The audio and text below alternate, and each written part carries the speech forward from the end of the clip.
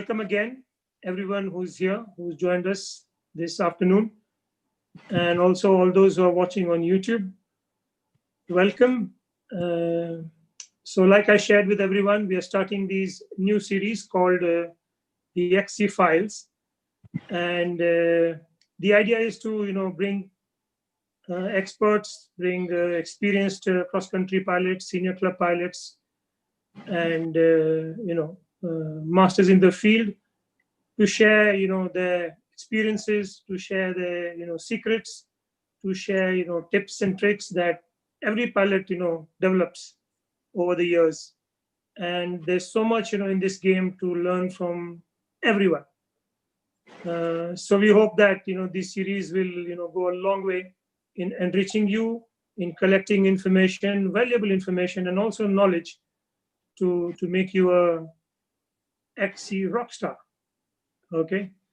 We're also starting another series called Masterclass, wherein the idea is to bring the professionals to talk to you about some focused topics which give you a deep insight and knowledge by an expert on that particular chosen topic. So this the second series called Masterclass we are launching from next week, and I think the first episode is going to be on launches. So we'll just be talking about launches, misconceptions about takeoffs, different types of takeoffs, adapting to the terrain, common mistakes, risks and dangers, and everything under the sun that you can bring in in the first episode, basically on launches. And whatever obscurities you may have, questions, queries you may have, you can ask the expert talking about the launches. So that'll be the first topic for masterclass, and then we go on to other topics. I will be taking topics like all about SIV. We start with clearing the misconception and demystifying SIV and making it simpler to approach. So that is the second series we'll be starting. We're happy to have the first episode today of the XC Files, and of course the topic is initiation. So Sachin is going to be anchoring it today with support from me and everyone else here, and talking about basically what you need to look out for, things you need to be aware of, and the preparation that is required to launch your XC flying career. And for experienced pilots, maybe there's a point here and there to pick up. Oh, good, I didn't think of that. Thank you very much. And also to share insights from their side. And this is a platform where we enrich ourselves. It's not just the anchor. We want to make it interactive. So Sach also has some areas where he's going to throw some questions, where it becomes more interesting and interactive and participative. What also I want to say today is that at the end of the session, we welcome some comments from you.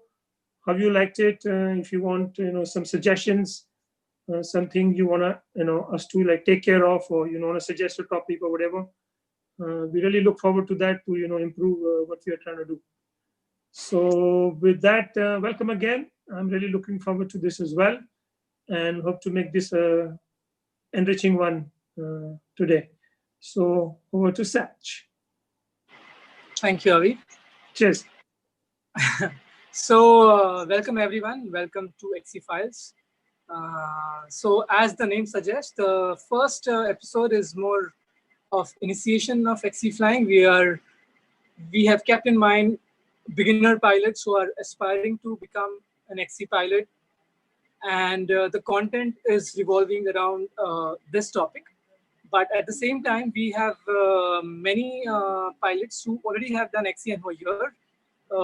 Avi, Rohit, then Faisal. I can't see everyone, but then there are many pilots who are here. So I would say that whenever you want to contribute anything, you want to say anything, please come in. We don't want to keep a session where we are keeping questions in the end, because it's a very basic stuff which we are going to discuss. Though it is basic, it is going to be empowering, especially for pilots who have done their 20-day course, 20, 30 hours of flying. I'll just quickly tell you one interesting thing happened. I was just browsing through Facebook, and then I've seen multiple threads, even on Paragliding forum, even on the different Facebook club groups, that people do ask that what is the one thing, one challenge do you face when you are during your progression towards becoming an XC pilot or an acro pilot?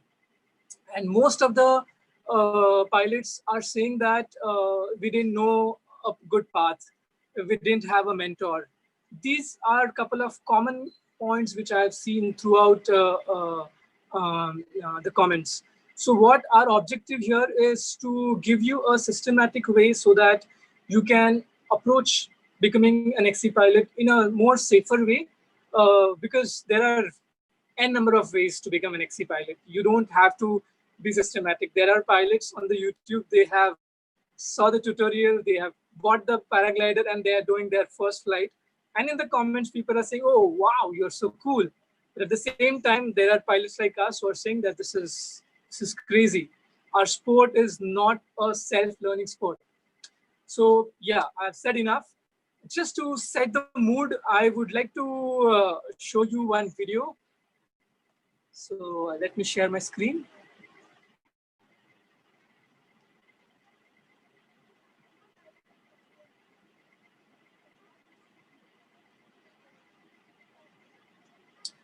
Okay, so this is me and Avi. We are flying in Austria, Grafenberg. Uh,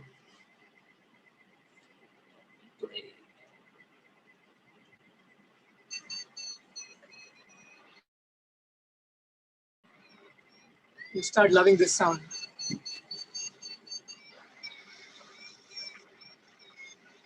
So the idea is to show you the kind of landscapes which you are exposed when you start the cross-country flying.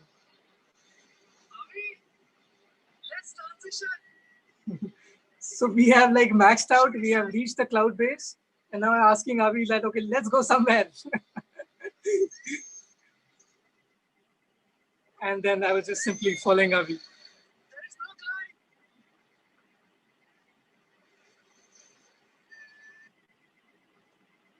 Okay, so I hope you really enjoyed what you saw, and I really hope that you can dream of you flying down the line to some exquisite places where we are very fortunate to fly.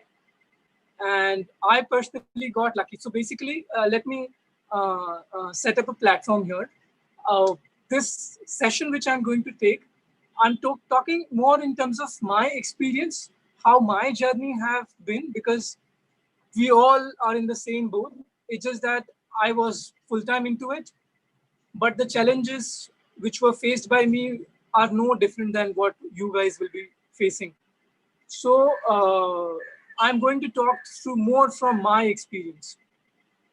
So again, a quick funny story. We were in Panjgani. I think it was my first time. It was Jitu, me, Avi, and there were more pilots. And unfortunately, the main two takeoffs, we were not supposed to fly. So every evening, Avi used to sit and identify different takeoffs, which are like a bit far from the main city, on Google Earth. And then we used to go to these takeoffs. And fortunately, yes, there used to be a place for takeoff. What had happened was Jitu was sick. So Jitu was not able to take off first. So it was me who used to take off to test the waters. And I used to take off. I used to hang around, gain some height. And there used to be a moment there when Avi used to say, I was into a climb. And Avi used to say, okay, Sachin, this is it. This is the thermal which will take you to cloud base. And I was like, okay, yes. And I used to start my right turn. And I was like, okay, now start turning left. And I was like, oh shit, okay, so it is on the left. Fine. So I used to try, and within maybe 10, 15 minutes, I was on the ground. So one thing which cross-country flying or thermaling flying does to you is really it tests your patience. Either it really improves your patience, or it makes you give it up. You feel like this is not my cup of tea. But this is the beauty of the skill, that if you really hang on to it, if you really have craving to do it well, the patience and the competence you get during this journey, it is something which is really huge and which will keep you in the sport for a really long time. Because paragliding in itself, we all know we all are here and you're listening to this. We love the sport. But I will tell you, if you start loving XC flying, this love, the roots of this love will be going to go only deeper and deeper. Now, the challenges which I faced during my progression towards becoming an XC pilot were, especially I faced a lot of challenge for reverse takeoffs, and even I would say takeoffs. Like for good 2-3 years, I used to be nervous on the takeoff. I have fallen down many times on the takeoff. And this is something which always gave me a lot of jitters in my stomach. Even now I feel the same. Uh, but yeah, this skill took time for me. And I'm sure there are a lot of people, a lot of pilots who think that yeah, this is something which is difficult. And yes, it is difficult. It is going to take time. You have to work hard for it. You have to do a lot of kiting. So there are no short. I'm not going to give you any secrets here. The information about XC and thermaling flying, there is enough and more content available online. But what we would try to do here is give you a platform, give you a set of, I wouldn't say rules, but guidelines, which are going to help you during this journey. I'll show you one very interesting image now. So the first photograph is my takeoff in Bali, and you can see the people wondering what this guy is doing. So I remember this takeoff. I was like badly got lifted around 5-7 feet, and no, I was not standing on my feet after that. I was like really banged on the ground. So that's what I'm talking about. Everyone has to go through these moments, uh, and eventually, when you practice, the moment comes that you know that yes, now this is the wind and the kind of terrain I can handle. This is the wind and the kind of terrain I cannot handle. I must thank Avi, and I am really grateful because a top professional in the country today was my mentor during this last 6 years. In my second year itself, I was flying ENC glider because being into this profession, I used to spend a lot of time every year, 70-80 hours. And second year, Avi said, okay, Sachin, this competition in Bali, you should go and you should try. And I think only once I had flown with Avi cross country in Pavna, that too downwind. So I didn't really have too much of experience. But at the same time, I had enough experience to keep myself safe. It was not that I was completely a newbie. I still had around 100+ hours, but no cross-country experience. So I heard him, I listened to him.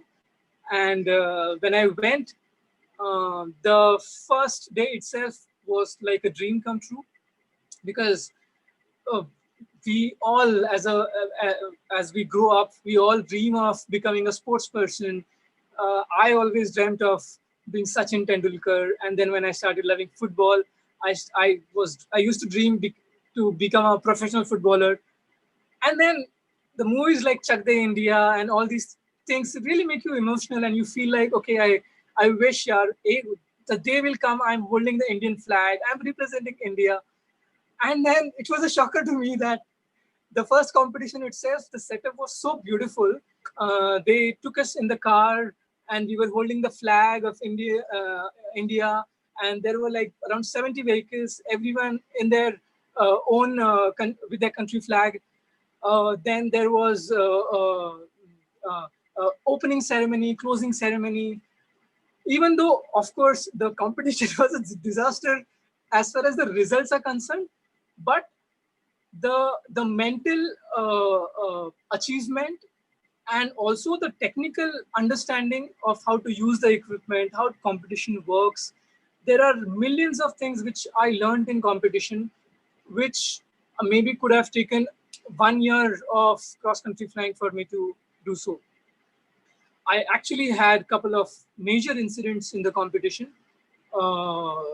but that's a separate topic. My point is, my progression was clearly a big due credit goes to my mentor, where he could tell me that this is it. Now you have reached at a point you should do this. Okay, do competition.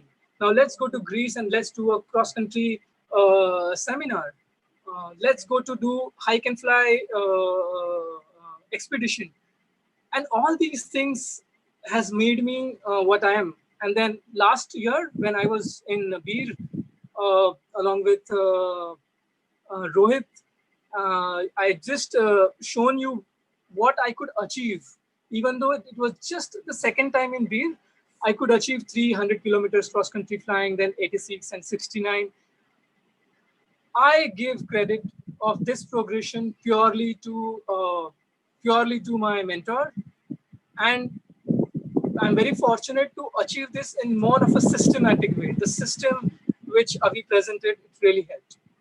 So this is what my journey is. Now let's go more into details and talk about stuff. Before we go ahead, I would like to ask, and you guys can put it in comments, a few questions, okay? So the first question is, which stream of flying you see yourself pursuing? Do you want to go for XC, or you want to go for acro, or you want to do both? So you can just put it in comments.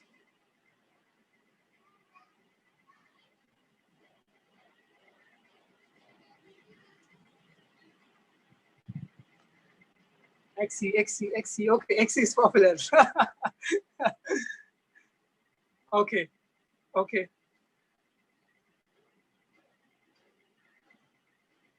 Very good. That was expected, Rohit. XC acro to get better at XC. XC and sightseeing. Okay, very interesting. Hike and fly, both. Very nice. I must tell you, cross country and acro are very complementary. If you do acro, it's going to help you in cross country. But yes, acro requires specific training. So, but good to see that maximum people here are talking about XC, and the topic is related then. Okay, very good. Next question. What do you think is the most important skill of XC flying? I'll give you options. Is it knowing your level well and accordingly set the goals? Or you think thermaling is the top level skill you require to become a good XC pilot?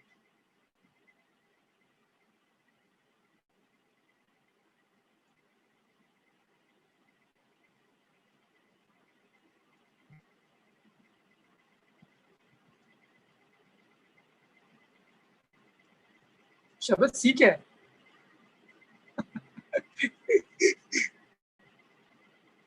See means look around. Okay, fine. Observation as per VGD. Very good. Very interesting answer. First, define your level and add thermaling afterwards. Very good. Of course, thermaling is the basis, but at every point in time, if you can set up your goals according to your competence, that will keep you safe and that will keep your progression intact. Very good. I'm really happy with this. Now, last and final question. Again, it's your choice. What's the biggest deterrent while progressing towards XC flying? If you want to progress towards a XC flying or a normal progression, what is the biggest deterrent? Is it gap in the training, or is it you're comparing your progress with others? And that is what is causing a big hindrance.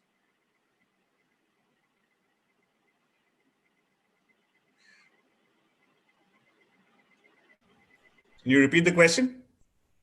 Sure. What is the biggest deterrent while progressing towards XC flying? It can be XC or it's just a normal progression.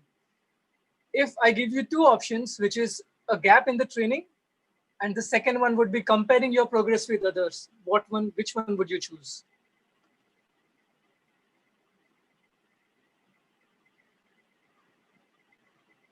Good. So most of the pilots are mentioning both. And again, I'm not like judging here. There is no right or wrong answer here. But what we have seen is when the pilots are coming in the school after gap, mostly they are suffering because they see other students who are doing maybe just a P2 course, but they are doing better than them. That is more challenging for them to deal with rather than their own progress. So just hold on to this point. We are going to discuss about comparison when we finish the session. So this was just a start I wanted to make where I understand what's your thinking and where you're coming from. So I'll again share the screen.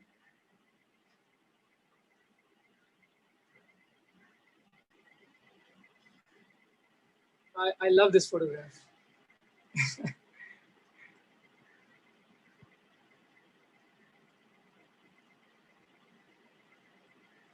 Okay, I think this is something which Pratik, do you have any question?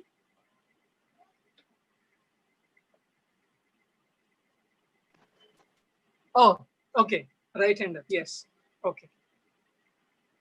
So this is something which is not new. We have talked about this quite in depth, but I hope you got some idea that why all the instructors in temple pilots, we keep on talking about importance of ground handling, kiting. When you are flying after a gap, please spend some time on training hill. This was very evident when Bruce was talking.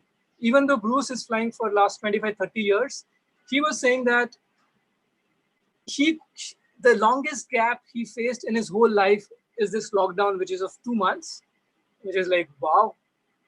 And the second thing he said is even after the lockdown was over, he went and flew with the basic glider, which was, I think, around E and B. And then he then progressed towards the higher aspect ratio E and D glider. We did not tell him to say this. It was not scripted. He was talking from his experience.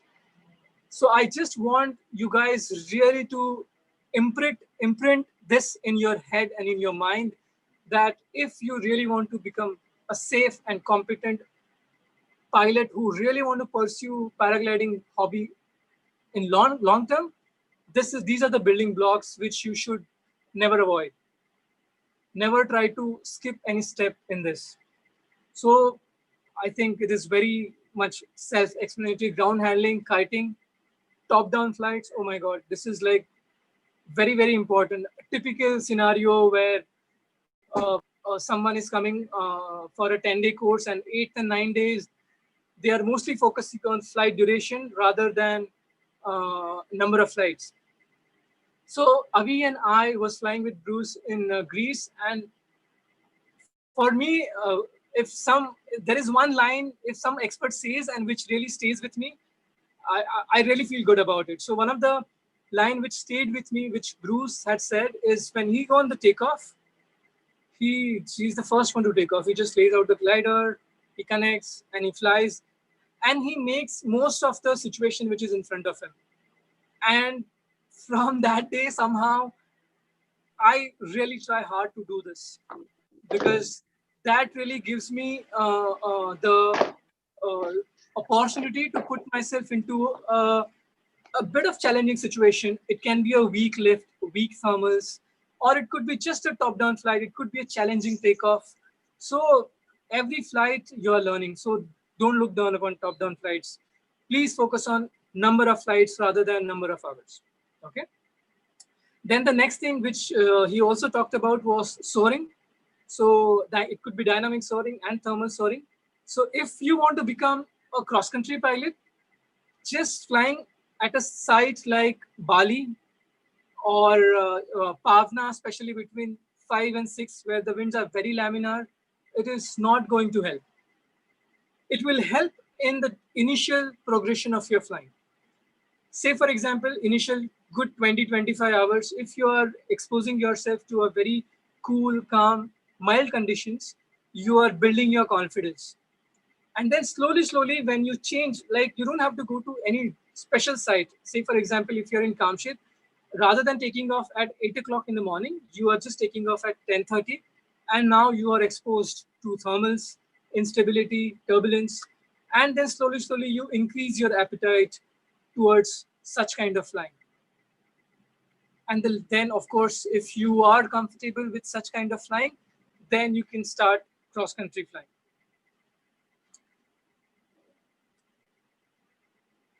Okay, any questions? Anything anyone who wants to add in the previous slides? Or it was very simple, self-explanatory, and very powerful. Okay, if there's nothing, then let's go ahead. Okay, there's some must-have skills. Yes, paravaiting to Saj, you're absolutely right. And I think when you start thermaling, automatically your patients are improved and no problem for paravaiting. So yeah, must-have skills. First one is takeoff. As I told you, in my case, I was the feeling of yes, I can take off safely. It happened very late. It just, I think my progress, despite of practicing, I was on the slower side. But especially when you are doing cross-country flying, you will be exposed to varied wind conditions, varied contours, topography of the mountain. So say, for example, Kamshit pilots, we are very much used to doing reverse takeoffs in strong winds, and we fairly do well. And even in weak wind conditions, we can pull off a reverse takeoff. But forward takeoff, we do face problems. Especially we have seen with our 10-day and 20-day students, because number of flights are very less. They do face challenges when we go to Beer. So we do spend a lot of time on the ground. I mean, Ashish is here and Peter is here. A lot of pilots, Ashutosh, Ritu, we all have worked hard on the ground, and then we used to do independent takeoffs. So you have to earn it. You have to give its due, and you have to spend time doing kiting and get the skill of reverse takeoff and forward takeoff. I'll tell you my experience. Because we fly a lot in Kamshit, I was also used to only reverse takeoffs. But there was one moment where Ganpat sir and I was at Kingar takeoff, Panchgani. The whole day didn't work out, and it was kind of a stable day, very weak winds. And we had to pull off a forward takeoff on that very limited Kingar side. And Ganpat sir first attempt, and he went off. It took good 6-7 attempts for me, and even the last attempt, I just brushed a tree. So yeah, you never know. You never know the kind of practice you do, where you will be getting fruits for it. So even though Kamshir we have strong winds, but Training Hill is a perfect place to practice. You can come at 7 o'clock in the morning, and you can really practice. We have a beautiful slope, and you can practice a lot of forward takeoffs from the hop point. Okay, so that's about takeoff. Again, accuracy landings. My God, this is like, I would say, one of the extremely important skill if you are thinking of cross-country flying. And it can be as basic as when you start doing your accuracy landings at Training Hill, we keep the pink spot and we keep on moving it. So same way, when you are approaching for landing, you can think before takeoff itself that, okay, I want to land there. I will be landing there. And that's how slowly you are improving your accuracy landing. At Tower Hill itself, after some point when the grass is cut, there are a lot of barren lands which opens up. I'm saying this for a pilot who has done a 20-day course.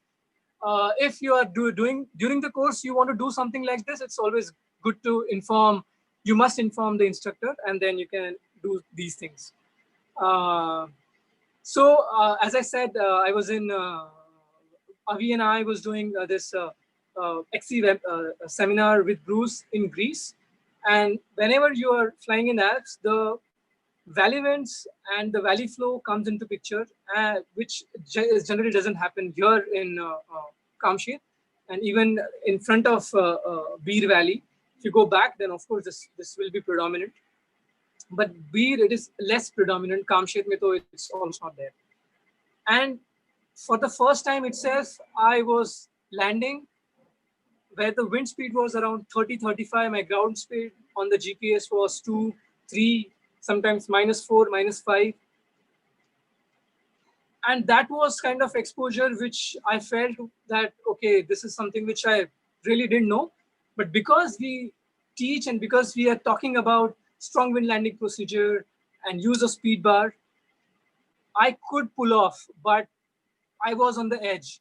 So you can actually train for accuracy landings. Whenever you are in Kamshet, it can be at Pavna, it can be at Tar Hill. Even at the Tar Hill, if you become up the road, you can actually land on the right-hand side where there is, again, a good flat barren land.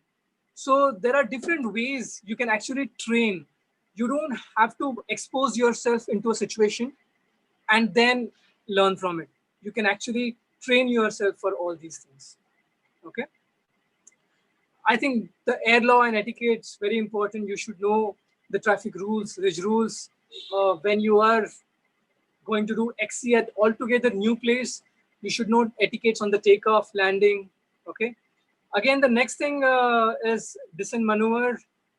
One of the tool which you can't fly without XC is the good descent maneuver, where there is some emergency and now you have to land quickly.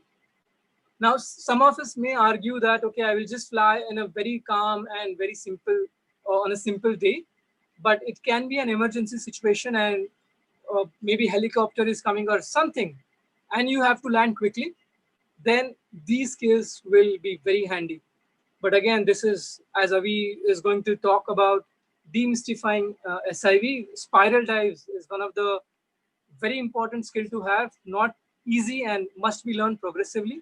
So in that session, we will be talking technicalities of it, but you must know, if you are planning for or you're aspiring to become a cross-country pilot, this is something which should be available in your toolkit.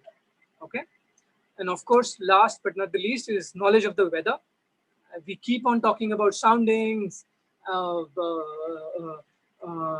windy, wind finder, and we create our calculations and we see how the day is spanned. If you don't have this skill in your toolkit, you will be missing out on a lot. It's like flying only with one hand. You are really missing out a very vital and valuable information if you're not flying without the knowledge of weather. Okay.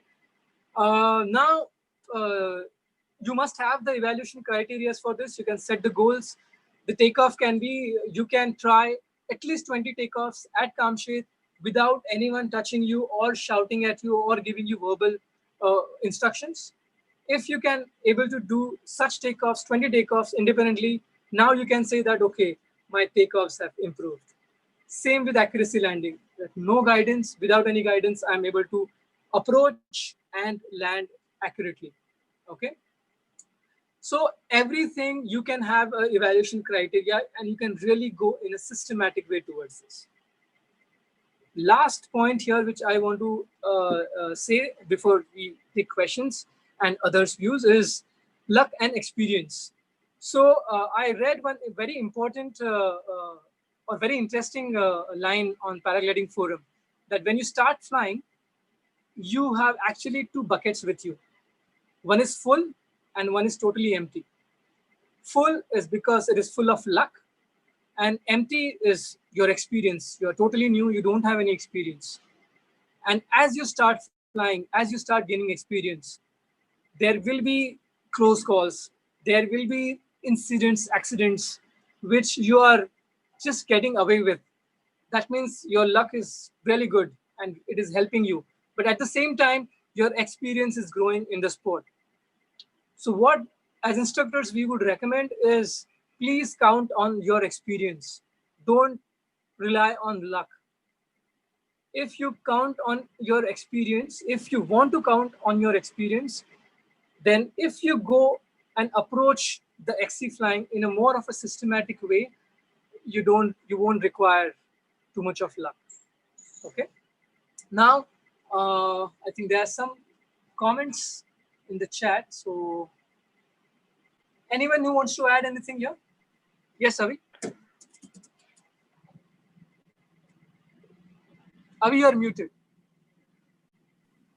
I think Rohit has some good points there about accuracy landing, and Faisal has mentioned about some situations where you might need to top land even. So I'll just go over a few points that I just made notes of. uh, so Sachin talked about takeoffs as a mandatory requirement for beginning XC flying.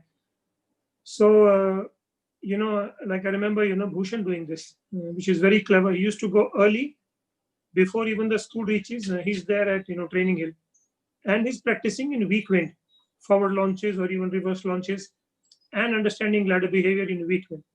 So go to the training hill earlier in the day when it is weak wind. You are simulating beer conditions and practice. That's a very smart thing to do. And I picked it up from Bhushan. That was very clever of him to do that. Then in XC flying, you can be in a situation where you have to land and there's a very small spot for you available. You have to crack it. You can't go wrong, or you're hanging on the tree or some power line. So you have to practice, like Sachin mentioned, on the training hill, on tower hill, giving yourself different challenging areas to land on after you reach a certain level, because you can't do without this particular skill. Etiquettes, for example, we were flying in Italy, and most sites in Europe will have a particular pattern that you have to follow. So you should be like you should have mastered aircraft approaches, and on each side there is a fixed pattern. Everybody comes on a left-hand circuit, or you come on a right-hand circuit, just like aircrafts. So you, as a pilot, you should know what is going on, and you should be able to crack the aircraft approaches to the T before you start visiting international flying sets, because everybody will like look at you if you're not following the circuit or the etiquette that is designed for that particular site. Uh, in the descent maneuver, of course, you can't be going XC without knowing uh, spiral dive to some extent, and being able to big gear and speed bar, etc. And I would say I'll put it mandatory, like a basic SIV. Uh, you have to know how collapses happen. You have to know how to recover from them, because they will happen. You have to be really good at you will be thrown here and there, and especially if you encounter a stronger rough thermal, you need those skills. So active flying uh, and collapses and descent maneuver. So if not an advanced SIV, basic SIV like mandatory before you go XC flying. And last point is about he mentioned beautifully about having an evaluation criteria and goals. We are introducing these concepts very early in school now. You have to have an evaluation criteria for you, and have to have a goal for you. So whenever you fly, you have some goal, and see how you fared. You get more value out of that particular flight. You know that you've been in school, and we have long debriefing sessions. We are basically training you how to analyze your flights in the future when you're not in school. When you're an independent pilot, you have a flight. You're not interested in yakking with somebody. You are packing your glider, and you are thinking about your stress points, decisions you made, where you could have done better. You are doing this analysis. You're a clever pilot, and you're learning from your stuff. So we are giving this kind of a little prep, through our debriefs, for you to be able to analyze your flights every time you fly. So yeah, these few points for me. I think Rohit, you can come in about your points. Sure.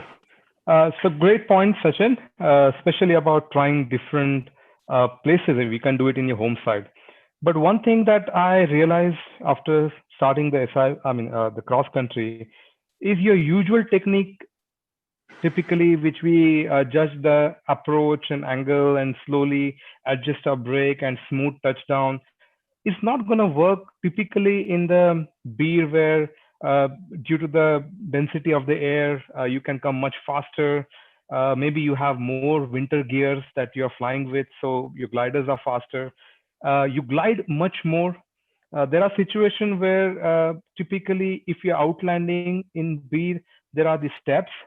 And in the steps, even I have done this mistake after so many years that it's so ingrained in our mind that always land facing the wind, correct? Yep. And invariably at the last moment you try to turn towards the wind. That's just our muscle memory. And now you have to de-learn that, and you cannot de-learn at that moment. That means regularly while flying in Pavna, wherever, keep practicing crosswind landings. The trick of crosswind landing, I mean, we can go deeper later, but is simply use a good flare. Come with the speed. In crosswind you're going to be at speed. Use the speed, so come with little bit brakes at about a tree height, let go of your brake, let glider dive, and just stay at crosswind and just do a good flare. I mean, your teachers will take you through nice demonstration and practice. But my point is, there are many things that have been taught to you as a basic, and those are the right things in the training. In cross country, you have to start learning new things and apply them appropriately when the time comes. So landing in a crosswind, landing 90 degrees to the wind, often that's what you have to do on the steps. Landing in a very small clearing by creating a rapid dive. You have to come with like last few seconds, lot of brakes, so that slows down the wing. You suddenly go hands up, the wing dives heavily. You use that dive to get a very deep angle, and that deep angle, oh sorry, my video was off and I was actually showing people. The deep angle that you get is gonna help you to quickly reach inside the clearing without cutting too much height and reaching the other side, which there is a power line or something. So these are the techniques that you need to really fine tune and hone at your home site, at your comfort. Tell your instructors, now today you are planning to learn this new, so they'll guide you through this method, and then you keep trying them. So they won't be horrified if you keep landing the sideways and they're saying, what the heck are you doing? But you can explain them, you are learning this now. Right. So likewise, the landing in new places is one, and newer techniques, not newer, I would say different techniques to use in different situations, you need to really, really hone. Yeah. So I think that was a powerful point, the crosswind landings. Yep. Yeah. Okay. Yes, just in continuation of what Rohit is saying, you come to the training hill and you can land, you practice slope landings, you can practice, crosswind landings, and, with the supervision of people around you, have a word what went wrong there, and you can simulate, everything at your home site. Practice these things, and you're putting tools in your box. Yes, Saj. Just on the same thing about landing and practicing on different places to land instead of going some other place to and getting landing there and trying to find out. We ourselves over here in our Kamshed site have such nice practice available. For example, there are two sites, top landing sites, which I have found very challenging. I've landed both the places. The first one is the top landing at Shelar, and the second one is the new takeoff at Pavna. I think that's been the most challenging and troublesome landing for me. That is because it's in a venturi. You as you come close, you lose your height outside. The moment you come to the takeoff, you get lifted off again, and it's a very tight landing, and you have to find a way to come in and land. So the practice over here itself at our home base is available, and it will just help you in places which you don't know. Like Faisal just now wrote that it might be a new place completely, and you might have to top land while you're doing an XC. So you just be ready and prepared over there. Of course, I trouble all the guys who are trying to take off, but that's that. Okay, so Faisal, I'll just read out what Faisal has said. In addition, certain XC routes might lead to top landing. Once I had to land with big ears as it was a forest with small dirt road. I don't recommend, and a big learning, but many possibilities. Faisal, do you want to come in and just? Yeah, I think these were two different points. The first one is that the more we fly XC, we'll find that probably we lost height, and it's either that we'll go into the valley, which may be 300, 500 meters down, or it could be better just to top land, wait for a little bit, or find another takeoff and then take off from there. So that's one possibility. Or maybe to say, okay, it's better to land here because top landing would lead to a road, while maybe going into the valley would need maybe a 5-hour hike or 3 hours hike or unsafe location. So I think all these judgment needs to be taken really on the air. And if the person is familiar with top landing, it will be very easy to decide. But if the person is not familiar, it will be very difficult to think, how can I land? Where should I land? Is it safe or not? Then it will become like lots of decisions. Okay, Absolutely. so it's better to practice in advance, and then it will be easier to do there. I think XABS also shows a lot of tricky top landings. So it's a very good to have skill. So yeah. Yeah. Okay, let's continue. We have 50 minutes in the game.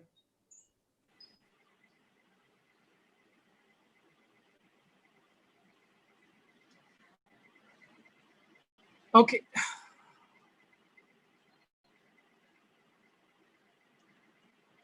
I think some of the points which we already covered while discussing, but again, we'll go through this.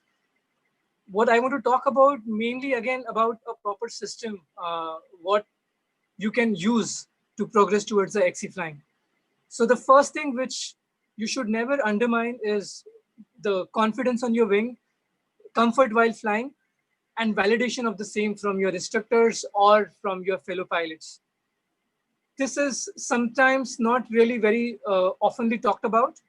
And you can't really only think of numbers that, okay, 100 hours, 200 flights, I've done one SIV, now I'm ready.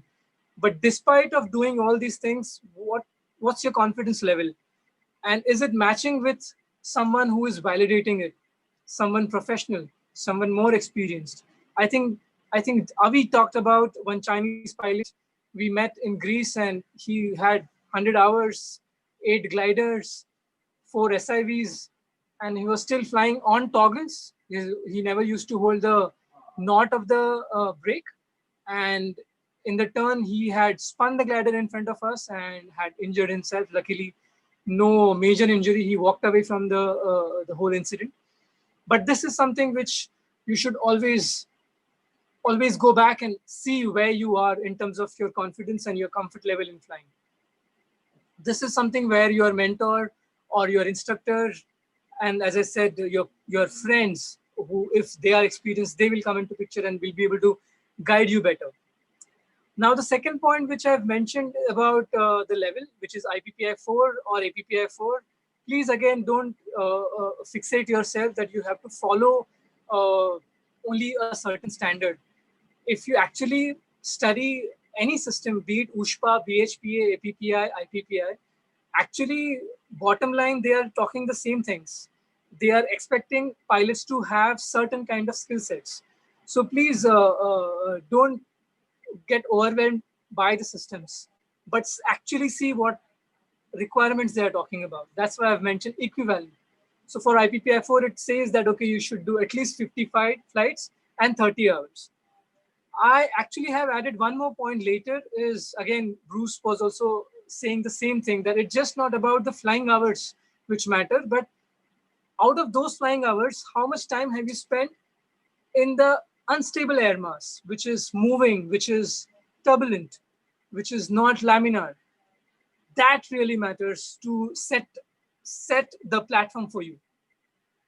That's why, other than the IPPI 4 rating, I would say you should try for 30 thermaling flying hours and 50 thermaling flights. Again, please don't think of these numbers as numbers, but these numbers are put you in a good place. That's what I can say. But this can vary person to person, depending on your currency, depending on your fitness. There are many other factors, but this can be a standard thing which I can say. Then Avi just touched based upon the point of SIV. I think without SIV doing the cross-country flying,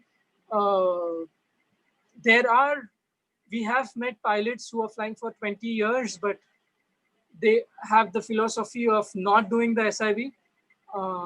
But I would say that now, if this in this world and age, SIV plays a big, major, important role to understand the limits of your glider, to understand in case something goes wrong, what you are supposed to do, how to develop the muscle memory. So SIV plays I think SIV plays a very important role. You must know, as Avi said, how to deal with collapses, because there are chances if you are flying during the afternoon time between 12 to especially 3, there are chances of asymmetric. So you should know how to deal with those. You should try to fly at different sites. Now the reason, again, I had put the number here around 5 to 8 different sites, but I removed it again because I didn't want you to only think that okay, 8 flying sites matlab ho gaya, now I am ready. Not like that. But the idea is that you have flown at different flying site and been exposed to different kind of wind speed, the wind density, the slope gradient of the takeoff, the space available for the takeoff. All these things will teach you and prepare you for your XC career.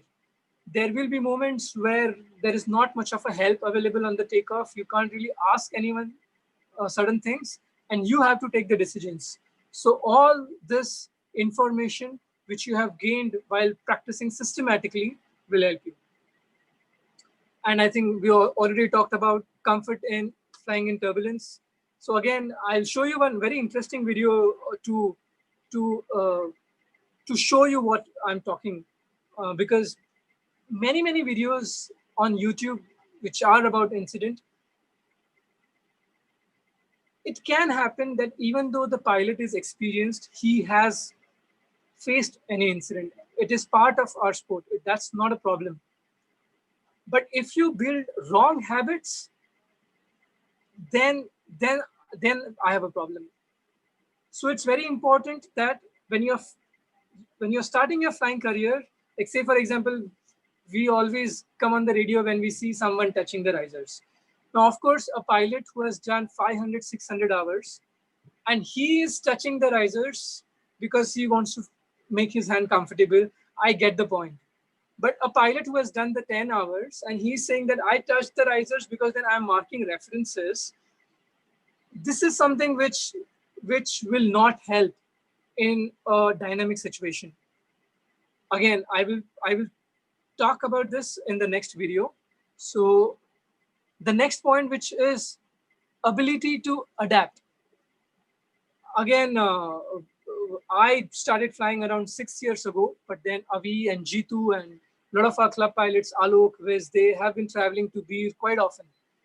And even Alok has been flying in Panchgani quite a lot. And first time when I went to Panchgani, Alok has told me that if you want to do the transition, be always high. And after flying, then I could realize the Panchgani is a place where there are a lot of winds. The whole aerology around the mountains is dominated by the winds. And that's why the concept of lee and everything becomes very predominant and very important. But the place like Dir, where the winds are generally very less, and you can really hug the terrain and you can really cover good 30, 40 kilometers just by maintaining your height. But you can't afford to do this in Panchgani. So understanding this, that if somebody is giving you a tip and ability to adapt that and implement that is something which is important for an XC pilot. You can avoid a lot of incidents if you have this ability.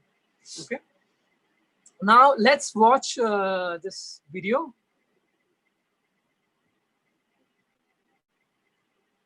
I want you to observe this video and we can spend around 5-7 minutes.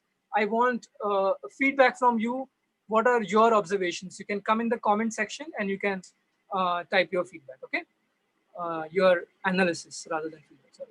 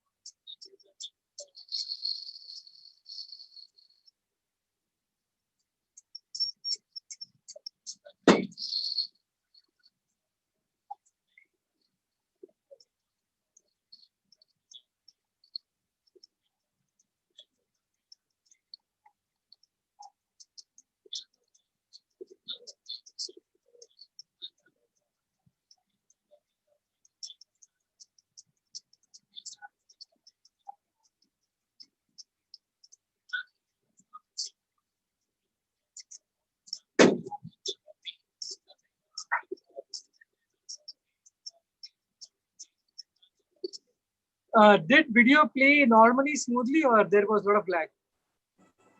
No, it is okay. It was okay. We could understand Okay, what is going on. In fact, it was helpful.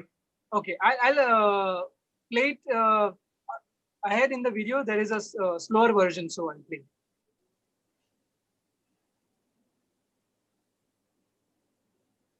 There's a lag in my screen.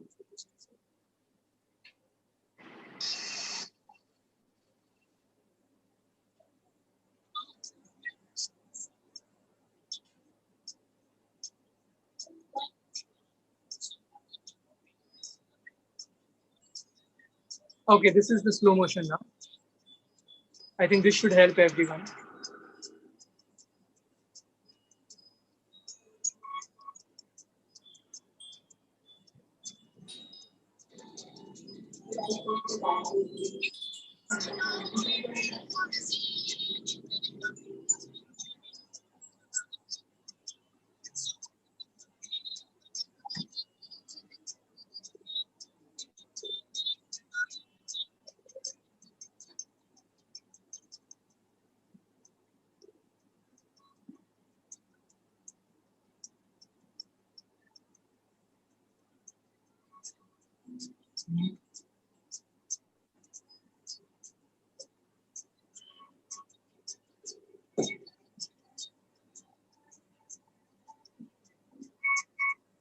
Okay, the good news is pilot is safe. Nothing has happened. So now let's hear from you guys. What do you think? Could you see it? Yes. Okay. Yes. Hit a thermal bubble, did not catch the dive, almost left the thermal, had a full frontal. Okay. Only right thing he did, deploy. Absolutely correct. It was very timely deployment. Luckily, it opened up, everything was fine, and he's absolutely safe. That's the most important thing.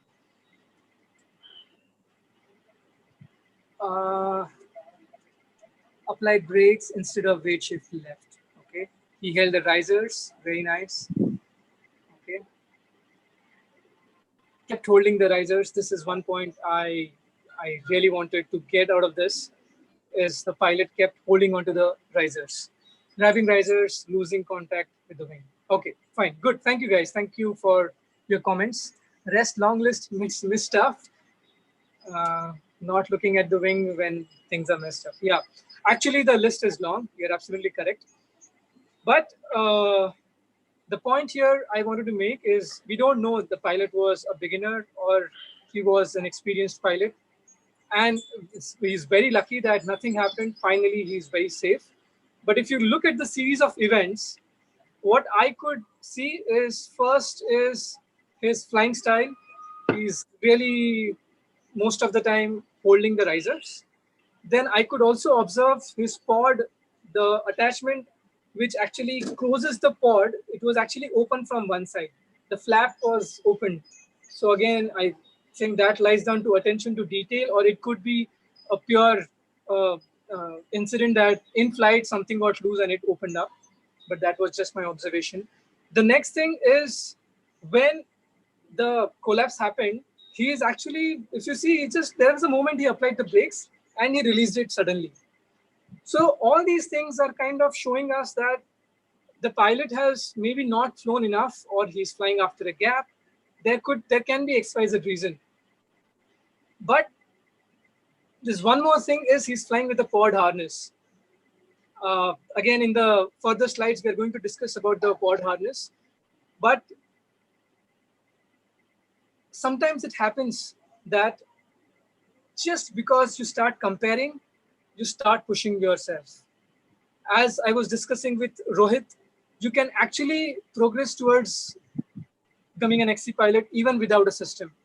But then the probability and the chances of having these incidents and accidents will be much higher compared to if you go from a proper system. Okay. So yeah, this just my point of showing this video was that a certain style, certain habits, progressing too fast can actually somewhere catch up, and it can cause a hurdle in your progression. Okay. Vipin, you want to say something? You are muted, Vipin. Vipin, we can't hear you. Okay, okay, fine. So let's move on. Anyone who wants to add something on the video, or you can just move ahead? Okay, let's move ahead.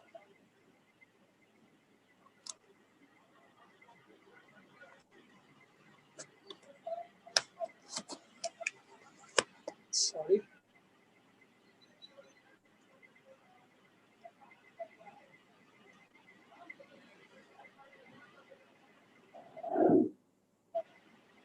Okay. Just before this, Sach. Yeah. Can you go to the slide before this? Yeah. Yeah, I think you could add flying in traffic, or flying in close proximity to other gliders. One should have a kind of a experience with that before he goes XC flying. Yeah. It has, I mean, when we were in Bali, and one of the days the wind was very weak, and you had asked me to fly the tandem, and I was doing the scratching for around 2 hours. But that one flight gave me the knowledge and the confidence of lifetime, I would say. So again, if you want to learn a particular skill, you should ask, or you should be able to judge that, okay, am I ready for this now? So a skill like scratching, which can be very tricky if you are doing it prematurely, or if you are not ready for it, it can be a problem. But if you have that in your toolkit, people have, I mean, it is the difference between winning the competition and losing the competition. The difference is so vast. So yeah, scratching is something which is extremely important. Actually, okay, Sach, yeah, go ahead. Flying in traffic, being comfortable with flying in close proximity to other gliders also, which you should practice at your home site, at in comfortable situations before you first time encounter going into a thermal with 20-30 gliders. Absolutely. Especially if you are planning to go and progress in beer, this is a very important point, because beer is always, there are thousands of pilots, and be it 9 o'clock in the morning or 2 o'clock in the afternoon, the house thermal is full of pilots. So yes, the thermal etiquettes and being comfortable with flying with others is something which is very important. What we are going to do is actually scratching, the technicalities of scratching, about the etiquettes and rules. We will be conducting more XC files sessions where we are going to talk more about techniques. Right now, we are just ticking off these boxes. We are not talking about how, but we are just telling you this is something which you will need. That's it. Okay. Okay. Now, this is again very interesting, because last 6 years I've been hearing a lot of pilots talking about these things. So let's burst some myths and misconceptions about cross-country flying. Some of the pilots, generally, they feel that temple pilots, instructors, when they start about thermaling or cross-country, बहुत technical हो जाता है. It's too technical, and then we lose interest. Well, you are hooked to cross-country flying, and if you want to be hooked on to the cross-country flying safely, the knowledge is the only solution. You can't skip this step. You can't start doing cross-country flying without the steps which we have talked. And it is just a perception. Like today, Rohit and I was discussing when we were in Veer for around 10, 12 days, we did the competition together, and we used to fly together every single day. And there was not even a single minute where we felt the need to talk other than flying, because we both are so passionate about flying. Every single minute we just want to talk about flying. There was no other topic for us. And I was thinking in my mind that, okay, I hope he's not getting bored. But fortunately, even he was thinking the same, that, okay, I hope Sachin is not getting bored. So that was really nice. So the point is, it is not complicated. It is not technical. I mean, we are talking about how the wind blows, how the first breezes of the day starts. This is like a stuff a 5-year-old kid is interested in. And now, I don't know, we have reached at a level where we easily feel that, oh, this is something which is not interesting, ye thoda technical. We just label it as a technical and we ignore it. But if you just take a little bit of interest, this is actually a beautiful science which you can correlate to your everyday life. Again, Bruce has said in that workshop that the first thing he wakes up, what he does is he goes into the balcony and he looks at the mountain and he just forms the opinion of the day, how he thinks the day will proceed. And then he does the forecasting and everything, and then actually he sees what has happened. And that gives him the immense perspective and knowledge and information, which actually keeps him safe. So I would say that stop looking at things in a more of a technical way or a complicated way. They are not. If they were, then there were like not many pilots would do cross-country flying. So that's what I personally feel about this point. Avi, you want to add something to this? Or even Rohit? No, I think you've put it in a nice way. It's just that, sometimes we just form an opinion, Yeah. and we don't question that kind of, an opinion. That is why we are here, to make, pilots realize that it is not something technical and not complicated. It's just that you've not taken interest in it. And once you begin to see, and then you see, oh my God, this is actually simple, and it's actually enjoyable, and it's also fun. Absolutely. So it's just a little shift, in the perspective, and the whole game changes for you. Yeah. So don't trust, like somebody said, XC flying is too complicated here. But don't trust a statement like that. Find it out for yourself. Just take an extra step, talk about it with somebody who's experienced, and see. I mean, there are million ways to look at a thing. Just stick to one way and close your doors, because life is life. There's so many wonders and such a miracle that you'll miss out on such beauty and such wonderful stuff if you just believe one kind of point of view or something, your own or anybody else's. Cool. Thanks, Sachin. Thanks, Avi. Okay, so the next point is pod harness. So again, again, you will find a lot of articles, people talking about progressing to pod harness too early. Pod harness actually gets a new dimension to your flying. It adds a lot of yaw movement of your glider. Plus, flying a pod harness on a very basic glider is actually, it's not going to help, because pod harness is more aerodynamic and your basic glider is trimmed at certain angle of attack. If you fly a ENA glider or basic ENB glider on a pod harness, the harness has actually become more efficient and it has gone a little bit ahead and the glider has gone back. And it will actually increase the angle of attack and it will actually create poor performance of your flight. So without having this knowledge, there are a lot of pilots who think that if I fly pod, I will become a better XC pilot. Again, flying pod, there is, you have to train yourself on the takeoff because it's not very comfortable having the pod hanging below. Landings become trickier.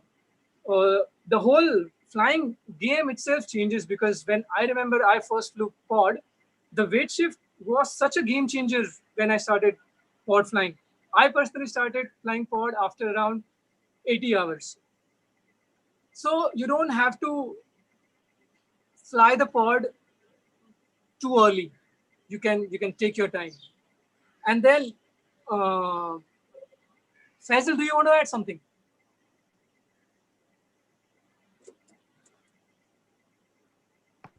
Yes, a couple of points here on the pod, because when I shifted from the regular harness into the pod, I think it was after maybe 7 years or something, so it was quite a long time.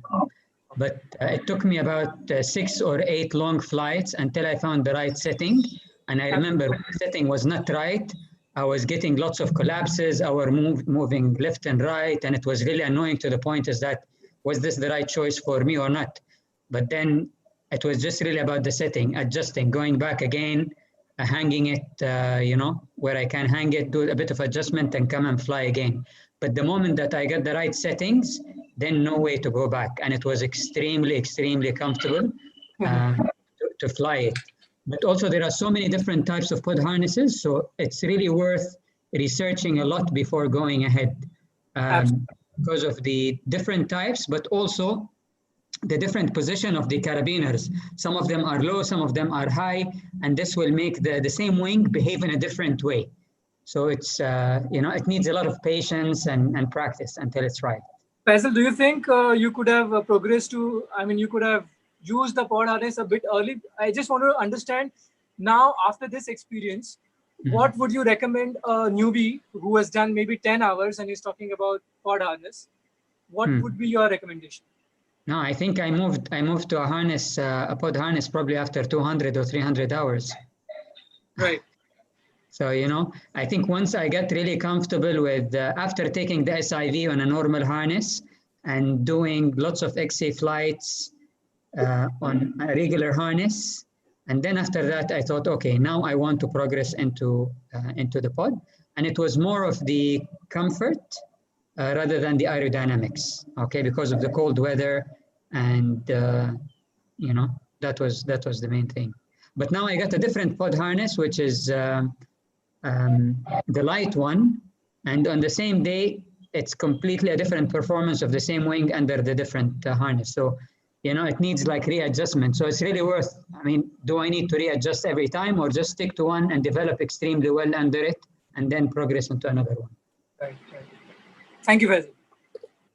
So clearly, we have understood that it's a myth that if you want to do a cross-country flying, you need a pod harness.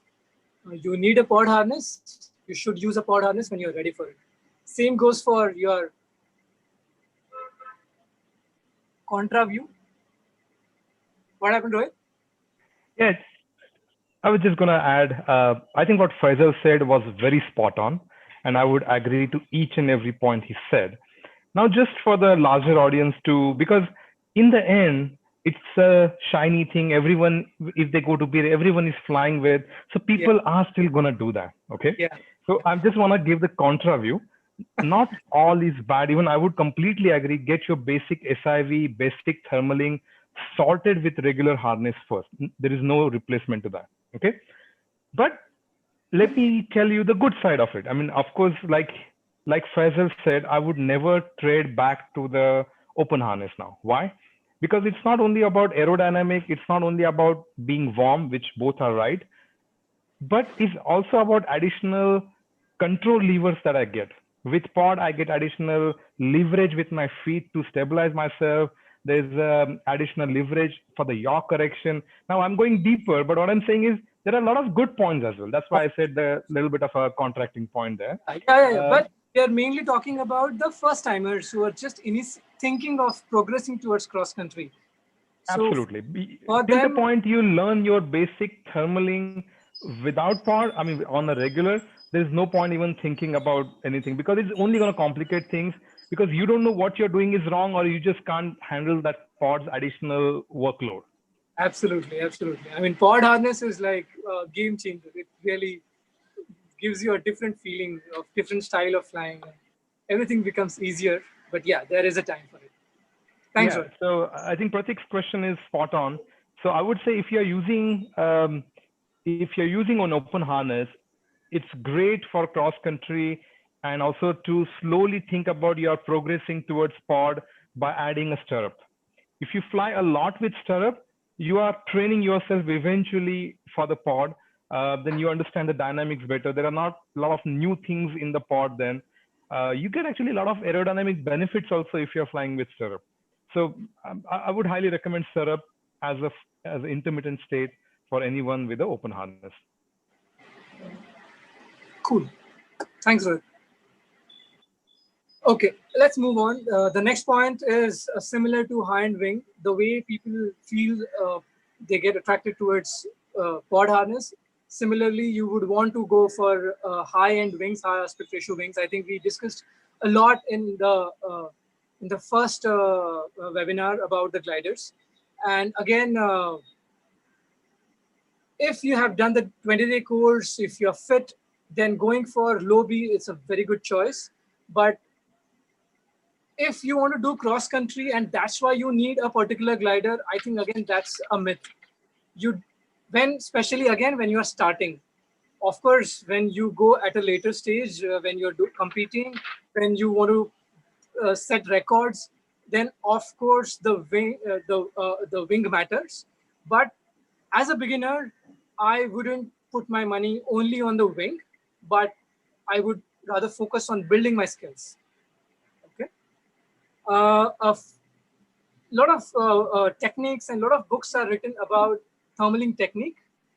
What I have personally realized is which is extremely personal. What works for you and for the same technique may not work for someone else. Like this book, Mastering Paragliding, where Kelly Farina talks about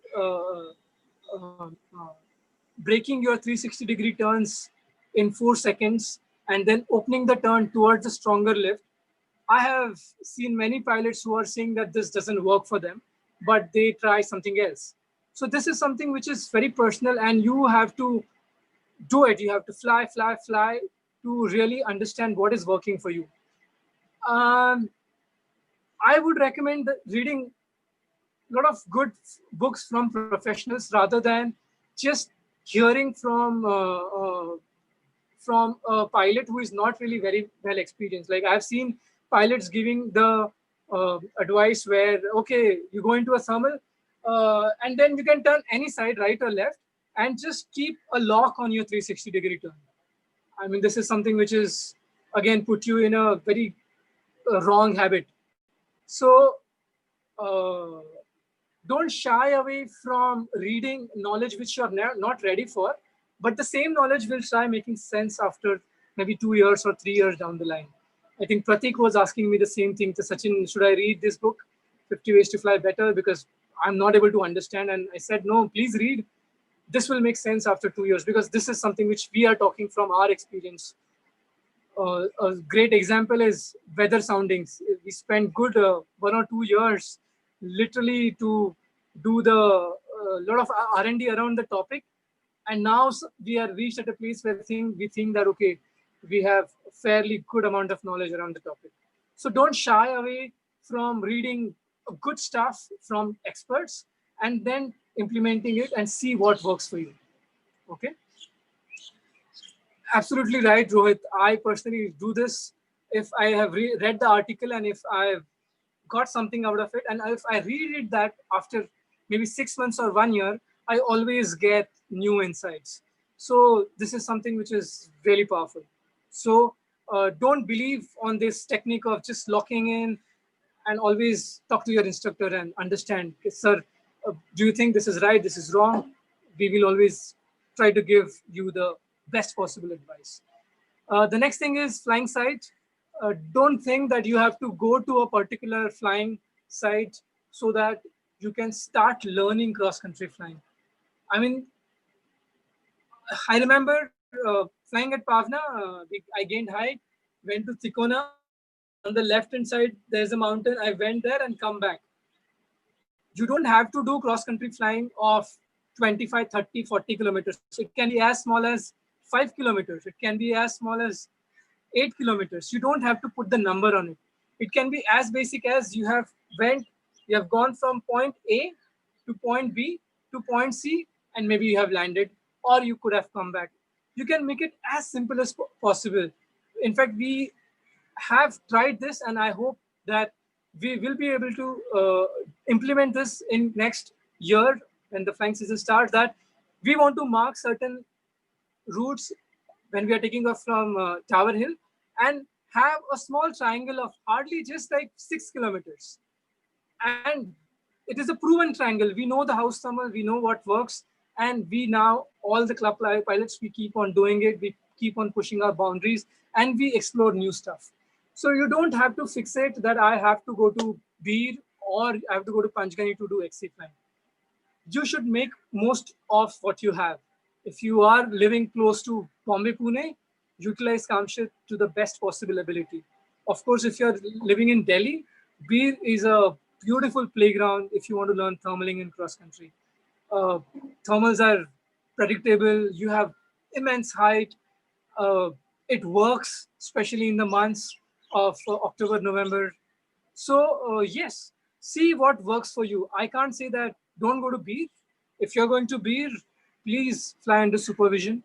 That's the least you can do to keep yourself safe. But don't fix it that a particular flying site is needed for you to progress towards becoming a competent and safe cross-country pilot. Okay. And the last one is high-end GPS. I will just quickly walk through it. You don't have to invest 30, 40, 50,000 in the high-end GPS when you're starting cross-country flying. There are a lot of apps available, Android and on iPhone, which are just perfect to do even high-end competitions. So you don't need to invest right now in the GPS. GPS devices are generally accurate. It's a dedicated device, but it's a huge cost. If you have money, please go for it. But this is something which is not a very must have. You don't have to have high-end GPS. Okay. Yes, Rohit had already mentioned this in his session. Thank you, Rohit. Okay. Next thing. Okay, good. Yeah, beeper is good, Pratik. It's a worth the investment. Of course, beeper will be essential when you start thermaling flying. Okay, I think Faisal, you had also used this similar graph in your session. Your favorite channel, yeah, XCMag. This is from the snippet from XCMag article. Very beautifully, very simply put it. It can't be simpler than this. So what they're showing us here is on this axis, it is skills, and on the vertical axis, it is challenges. If you are less, your skills are low, and the challenge which you are accepting is also at a similar level, you're actually in a good zone where your progress is flowing normally. It's a flow channel. But at any point of time, if your skill is getting better and better and better and better, and if you're moving towards this area, but if you're not challenging yourself, if you're not really changing your goals after achieving one by one, then you're moving towards becoming bored. Then you're becoming feeling bored of flying. This especially I've heard at least twice in Bali. After 3-4 days of good soaring sessions, pilot says that, okay, now I'm feeling bored. And that is really alarming. That means the pilot has not thought enough. The instructor has not given him enough challenge so that he feels engaged. And if he feels that he have achieved something, as he has taken a step ahead. So this is something in the training itself. If you see your APPI logbook, this is already taken care. Every day there are different challenges and we are working towards it. But especially as a hobby pilot, when you are by yourself, it is worth remembering this graph, that if you are getting bored, something is wrong. And at the same time, we also get this quite a lot, that your skills are less.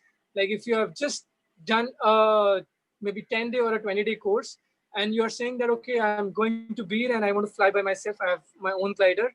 Now this is the place where we feel that you are pushing your limits. You are going towards a place where you're not ready for. Okay. And somewhere deep within, you will also feel a sense of anxiety. If you're pushing yourself too much, too early, the anxiety starts building. There will be close calls. There will be enough signs which will show you that you are compromising your safety. So when we talk about cross-country flying, I mean, paragliding in itself, we know that it's a dangerous sport.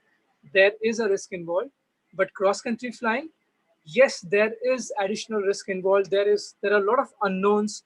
You are exposing yourself to quite a bit of a unknown territory, where, as Rohit and Avi was saying, the landing at a very tight space will matter. Your active piloting. There are a lot of things which are going to come. So when you are progressing, along with the aspect of your skills and your equipment, weather, along with this, if you remember this graph, this will also help you to keep your attitude towards the activity safe. That's what I feel. Avi, you wanted to add something in this? You're muted. Sorry, Avi. No, it's good. I think this is a lovely chart. I think Faisal used it as well, and you can go deeper in this. If you find yourself too much of anxiety, you ask yourself, like, am I doing the right thing? I hope I'm not pushing myself too much. So this is a very lovely chart to know, like, I'm getting bored, like, oh well, like, you're not making any progress then. So I think it's a very beautiful concept that Faisal also got, and you're repeating it. Yeah. And I think we should take a picture and keep it in our phones and look at it. Makes a lot of sense. And if somebody wants to go deeper, Faisal has mentioned in the chat, the author, and this can keep you, like, really alive and happy with your game. Absolutely. Thanks, Sach. Faisal, you want to say something?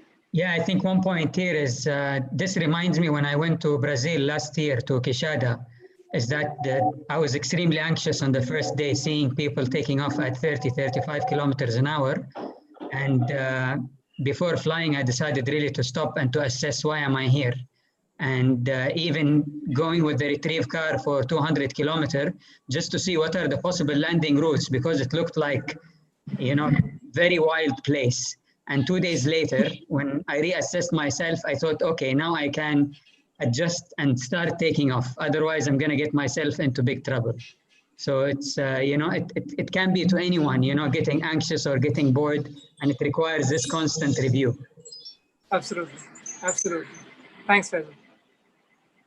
Okay. Next point, I would say you should, as a newbie, beginner, a club pilot who has done the 10-day, 20-day course, this is something you should start right away about analyzing your flights.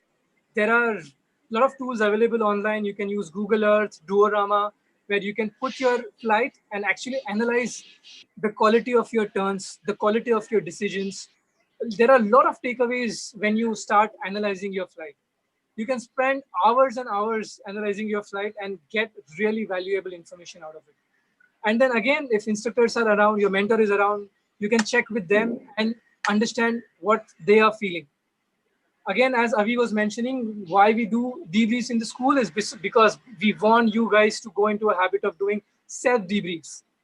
And Rohit is a perfect example where even now, after many flights, he still writes his logbook and he pens down his difficult situations, positives, negatives, everything. That's the sign of a class and a pilot who is really thorough. So never undermine this importance of the analysis part.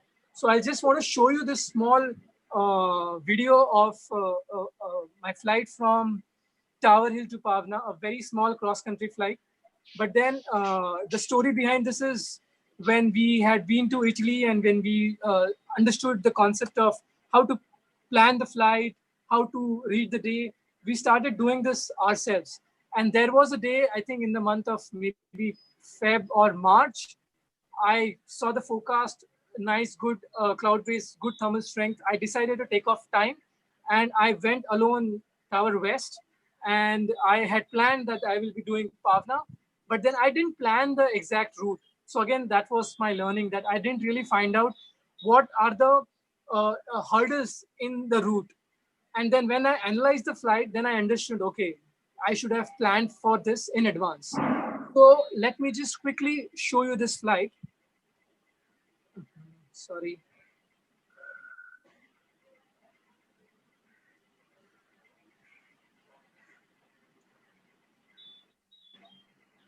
Okay, as I show you this, I will just also tell you the learnings. And now I have taken off at westerly, but you can see the thermal is getting drifted, and the actually lifty and buoyancy of the air mass is towards the easterly side, because the whole day the easterly has cooked up, and then that has triggered the thermals. But actually westerly wind is pushing it. So this is something I realized when I analyzed the flight. In flight, maybe it didn't occur to me, but when I read the understood the track, then I understood, okay, this was the reason behind this. Now this was the longest transition.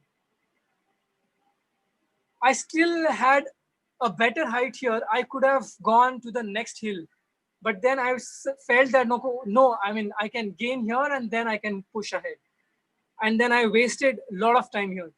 So again, one very important point which I understood is time management. I could have easily used the time better if I have taken a decision of going ahead when I had the fuel. And you will see here me struggling for a very long time unnecessarily. So again, a great learning, which will help me for my further flights when I plan.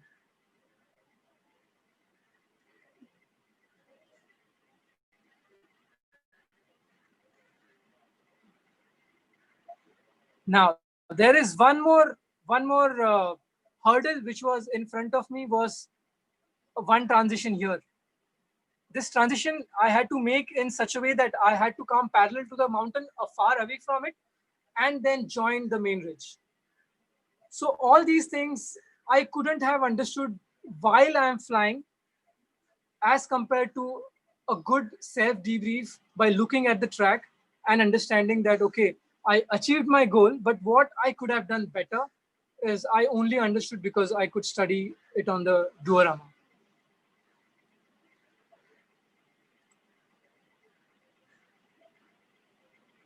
Okay. Questions? Anyone who wants to add anything? Thanks, Rohit.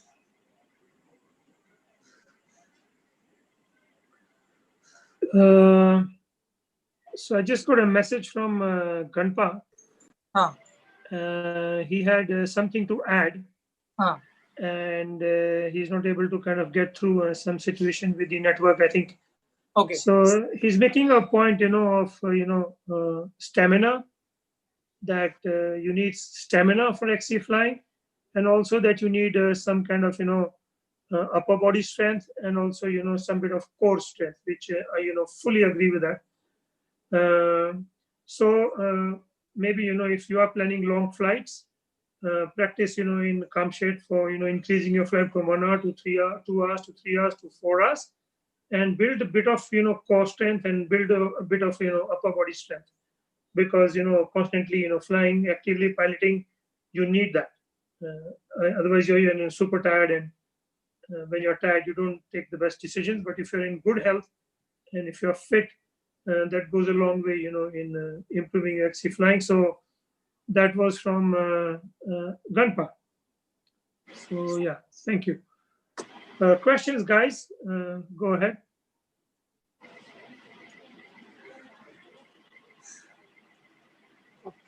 Rohit has mentioned something. Rohit, you can come. Yes, Yusuf. Going to girlfriend site is a good idea. So, something that I just wanted to say, many people are keen to talk about their own flight. They want to then have that own first cross country flight that they can talk about, because if you fly in beer, everyone is talking at the end of the day, like, I went this distance, that distance, so everyone is keen and eager. And often in that, people rush into it before trying to get the whole different parts that nicely explained by Sachin, different aspects of it. Maybe in subsequent he can go deeper on what's the difference between a stable day, unstable day, what's the line that one should be taking. There are so many different aspects one needs to really perfect before we can start even going more ridges ahead or more distances. Because if you do that on a good day, you might actually even achieve an XC without really working on your core skill. Yeah. But that won't take you far. After your first lucky cross country, you will try to replicate that, and you will push unnecessary. Either you will bomb out early, or you'll put yourself in a trouble spot where you shouldn't be, and so on.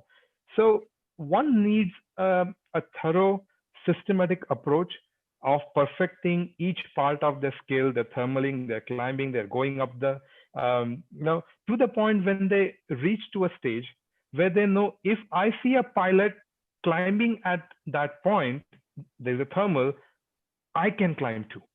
That when he achieves that confidence, things get a lot easier. Yeah. Do not rush into cross country. Cross country is not a goal. Doing 50, 100K is not a goal. Enjoy the journey and perfect each aspect of that journey, and that's really the fun. Doing your own 30, 40 kilometers, but completely in your control, safe, really enjoying it, having a smile on your face while doing it, is far, far better than gingerly following someone somehow and trying to get your maybe even 100. At the end of the day, who are we trying to prove anything here? Right? Absolutely. We say that, but all of us still, sometimes in early days, we will be in hurry to do cross country. So take your time, patience, depending on how much time your work-life balance allows you. Set a target that this year you'll perfect this aspect. You'll work on it. Don't be in hurry to really do your first dharamshala back, your 100K. It will happen over the time. So that's just my 2 cents. Yeah, just to add on to what Rohit, you said, something clicked in my head also, is as a student, I remember in 2010, 11, 12, when I was used to do ridge soaring at maybe Tower Hill, East, West, or Pavna. Just one flight, you are just following a certain pattern and you have the limitations given by your instructors.